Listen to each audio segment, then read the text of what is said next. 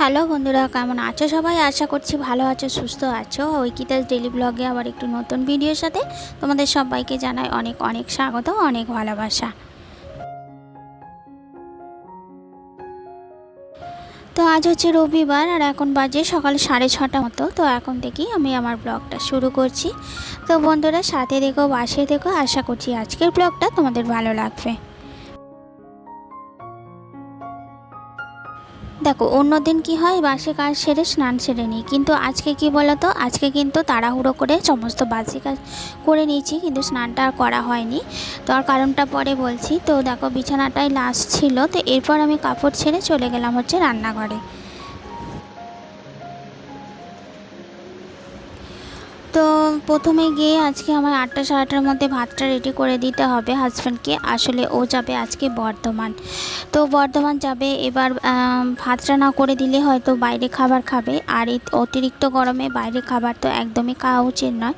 তো তার জন্যে আমি যতটা পারবো একটু ওকে কিছু করে দিই, তো খেয়ে যাবে। তারপর দুপুরে কখন আসবে না আসবে তার কোনো ঠিক নেই, আদৌ খাবে কি না। আর এই যে এই শাকগুলো হাতে করে নিয়ে এলো কচি কচি বলে, কারণ হচ্ছে যে আগের দিন যেগুলো এনেছিল না, ওগুলো একটু মানে সেরকম ছিল না, তাও পাতা বাটাটা খুব সুন্দর হয়েছিল। তো ওর মুখে আর কি লেগেছিল, খুব ভালো লেগেছে। তো ভালো লেগেছে বলে আনলো আজকে করার জন্যে। তো ভাবলাম যে তাড়াহুড়ো করে ওকে একটু করে দিই, কারণ হাতে করে নিয়ে এলো, আমরা খাবো, দুপুরে খাবে কিনা তার ঠিক নেই। তো তার জন্য ওকে পাতা বাটাটা করে দিচ্ছি। আর আগের দিনে এই রেসিপিটা মানে কিভাবে কি করলাম শেয়ার করা আছে, আগের দিন নয়, দুটো ব্লগ আগে বোধ হয়। তো যারা যারা তোমরা দেখতে চাও দেখে নিতে পারো।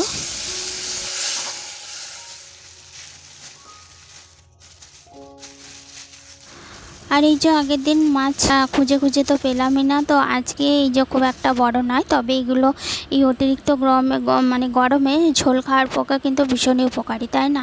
আর আমি কয়েকদিন ধরে এই চেষ্টা করছি হালকা পাতলা কিছু রান্না করার।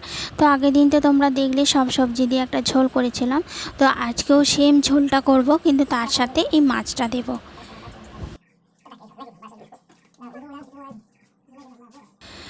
তো ওদিকে আমার ভাত ফুটে গেছে, আর এদিকে দেখো মাছটা বাছতে লেগে গেছে, আর পাতা পাতাটা হয়েই গেছে। তো মাছটা ভেজে দেব। তো তরকারিটা আর কি মানে ওর যাওয়ার আগে আমার হয়ে ওঠেনি, কিন্তু কিছু করারও নেই। তো ভাবলাম যে গরম করে খেয়ে দেবো, ভালো করে রাতে খেয়ে নেবে। তো চলো এখন ছটপট করে রান্নাটা সেরে নিই।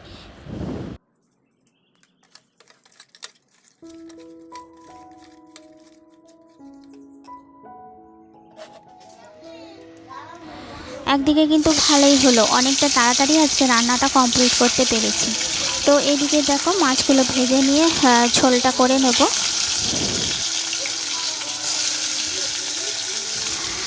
আর এই যে এই অতিরিক্ত গরমে আমটা খেতে খুব মন যাচ্ছে, নয় আমের ডাল না হলে আমের চাটনি। তো চলো, এদিকে আমার রান্না হয়ে গেছে, আর হাজব্যান্ড কিন্তু অনেক আগে বেরিয়ে গেছে খেয়ে দিয়ে। তো এই যে আমার ঝোল, তার সাথে দেখো ঝিঙে ট্যাঙাও দিয়েছি। ঝিঙেটা কিন্তু এই গরমে পেট মানে ঠান্ডা রাখে। তো ঝিঙে, পেঁপে, ডুমুর টুমুর এসব দিয়ে পাতলা করে ঝোল করেছি, বেশ হয়েছিল ঝোলটা জানো আজকে। তো আমার না এই ধরনের মানে রুগীর ঝোল যাকে বলে, এই রুগীর ঝোল খেতে না ভীষণই ভালো লাগে।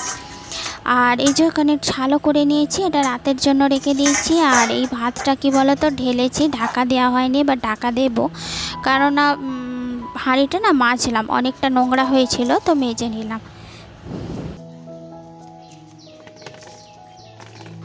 তো সকালে আরোই চানটা করলাম না, তার কারণ কিছু কাঁচা আছে, তো কাচতে গেলে অনেকটাই দেরি হয়ে যাবে, ও খেতে পাবে না। তো তার জন্য ভাবলাম আগে তাড়াহুড়ো করে রান্নাটা সেরে ফেলি। তো রান্না সেরে এই যে ধীরে সুস্থে কাচাকুচি করব, স্নান করব, তার আগে কিন্তু একটু রূপচর্চাও করব। আর কী দিয়ে কী রূপচর্চা করব তোমরা দেখতে থাকো, আশা করি ভালো লাগবে। দেখো, প্রতিদিনই আমি তোমাদের সাথে হয় রূপচর্চা শেয়ার করছি, তার কারণ হচ্ছে একে তো প্রচণ্ড গরম, রোদেতে আমার তো রোদে রোদেই কাজ, দেখতে পাচ্ছ বক্স ঘর তো নয়, সবসময় ওঠানোর মধ্যেই আমার কাজ, যার জন্য স্কিনে প্রচণ্ড ট্যান পড়ে। আর তোমাদের বলে দিই, এখানে আমি বেসন, চালের গুঁড়ি আর একটু গোলাপ জল নিয়েছি, ঠিক আছে? তো এইটা দিয়ে প্যাকটা তৈরি করলাম। হ্যাঁ, তো যেটা বলছিলাম, বিশেষ করে যারা আমাদের 30-এর ওপরে হয়ে গেছে, তাদের কিন্তু নিজেদের রূপচর্চা বা স্কিন কেয়ারের দিকে একটু বেশি নজর দিতে হবে। ওই একটা কথা আছে না যে দাঁত থাকতে দাঁতের মর্ম বোঝে না, মানে সময়টা চলে গেলে এই সময়টা তো আর আমরা ফিরে পাবো না, তাই তো? তো তার জন্যে কি বলো তো, আমার মানে তাড়াহুড়োর মধ্যে হলেও 5 মিনিট 2 মিনিট যেমন পারি কিছু একটা আমি কিন্তু মুখেতে দিই। তো আজকেও এই ফেস প্যাকটা দিলাম যাতে স্কিনটা ভালো থাকে। আর সবথেকে বড় যেটা সমস্যা, স্কিনটাকে টাইট রাখা। তো এই চালের গুঁড়িটা দিলে না স্কিনটা টাইট থাকে। আর এই যে বেসনটা, অয়েলি স্কিন, মুখে যেন তেল গড়িয়ে পড়ছে এই অতিরিক্ত গরমে, তো তার জন্য এই বেসনটা দেওয়া। তো এই ফেস প্যাকটা কিন্তু ঘরোয়া ভালোই বেশ। তো এইসব হাতের কাছে টুকিটাকি দিয়েই চেষ্টা করি একটুখানি স্কিনটাকে ঠিক রাখা। যদিও আমার স্কিন অতটাও ভালো নয়, তো ভালো নয় বলেই তার পেছনে লাগতে হয়, তাই না? যেটা ভালো তার পেছনে তো খাটনি করে লাভ নেই। তো চলো এবার স্নানটা সেরে ফেলি।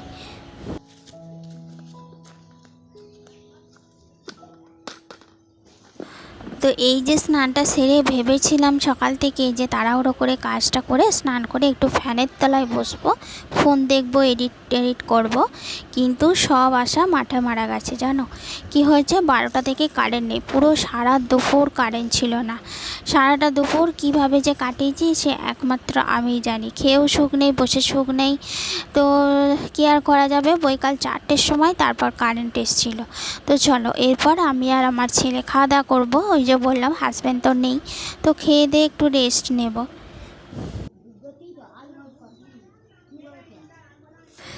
আর এখন যেহেতু মানে অতিরিক্ত গরম, তার জন্য জলের একটু সমস্যা হচ্ছে। সব সময় জল দিচ্ছে না, পাওয়া যাচ্ছে না, দিলেও অল্প। এতগুলো লোক আমাদের স্নান টান করতে কুলোচ্ছে না। তো না হলে কি বলো তো, বিছানার চাদর আমি বেশিরভাগ, বিছানার চাদর নয়, এখনকার যে কাচাকুচি বেশিরভাগ কিন্তু আমি বৈকালই সারছিলাম। কিন্তু এই বেলায় দেখলাম ভালো জল দিয়েছে, তাই সব কিছু এখনই কেচে নিলাম। তো তারপর দেখো চুলও আঁচড়াতে পারিনি, এত গরম। এই যে ছেলেকে হাওয়া করছি আর আমার তো ঘুম একবারে মানে দেখতে পাচ্ছি না, কিন্তু কিছু করার নেই। তো চলো বন্ধুরা, গরমের মধ্যে আর পারছি না। দেখা হচ্ছে তোমাদের সাথে নেক্সট কোনো ব্লগে। ভালো লাগলে অবশ্যই লাইক কমেন্ট শেয়ার করো। টাটা।